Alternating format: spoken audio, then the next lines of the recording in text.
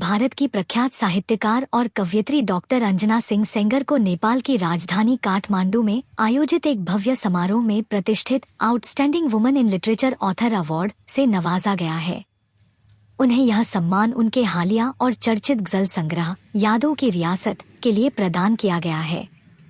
नेपाल की साहित्यिक संस्था द्वारा आयोजित नेपाल ऑथर्स अवार्ड समारोह में डॉक्टर अंजना सिंह सेंगर ने अंतर्राष्ट्रीय मंच पर भारतीय साहित्य का प्रतिनिधित्व किया।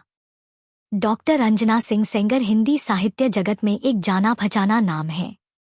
उनकी रचनाओं में जीवन के सूक्ष्म अनुभवों, सामाजिक यथार्थ और प्रेम की विभिन्न परतों का प्रभावकारी चित्रण मिलता है। डॉक्टर अंजना ने एक खास मुलाकात में बताया कि मुझे बचपन से ही पढ़ने लिखने का बहुत शौक था, तो मैं बहुत किताबें पढ़ती थी और पढ़ते पढ़ते लिखने का भी एक शौक डेवलप हो गया। चूंकि मन में इतनी सारी भावनाएं भर गई थी कि उन्हें अभिव्यक्त करने के लिए जो कलम पकड़ी तो वो अभिव्यक्ति शब्दों में होने लगी। मुझे बचपन से ही पढ़ने लिखने का बहुत शौक था, तो मैं बहुत किताबें पढ़ती थी और पढ़ते पढ़ते वो एक शौक डेवलप हो गया लिखने का भी, क्योंकि मन में इतनी सारी भावनाएं भर गई थी कि वो उन्हें अभिव्यक्त करने के लिए जो है वो कलम पकड़ी और फिर वो अभिव्यक्ति शब्दों में होने लगी। ये बहुत काम करना है। अभी तक मैंने 7 किताबें मेरी प्रकाशित हो चुकी हैं। बहुत 4-5 किताबें अभी उन पर काम चल रहा है, प्रकाशन में भी है। तो आगे जो है मुझे जो मुद्दा बनाना है, जो जिस पर ज़्यादा काम करना है, वो है सामाजिक सरोकार और स्त्री विमर्श पर। तो इस पर तो मैं कर ही रही हूँ। इसके अलावा जो मुझे अहम कार्य जिसमें बहुत गंभीरता से मैं काम कर रही हूँ, वो है हमारी क्षेत्रीय बोली, जहाँ की मैं हूँ, जहाँ के प्रति मेरा दायित्व भी है, क्योंकि मैं उस भूमि पर पैदा हुई थी, बुंदेलखंड।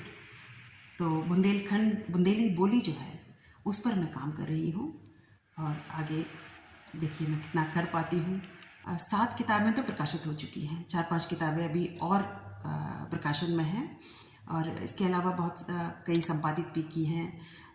कई पत्रिकाएं मैंने राष्ट्रीय स्तर की उनको संपादित किया है।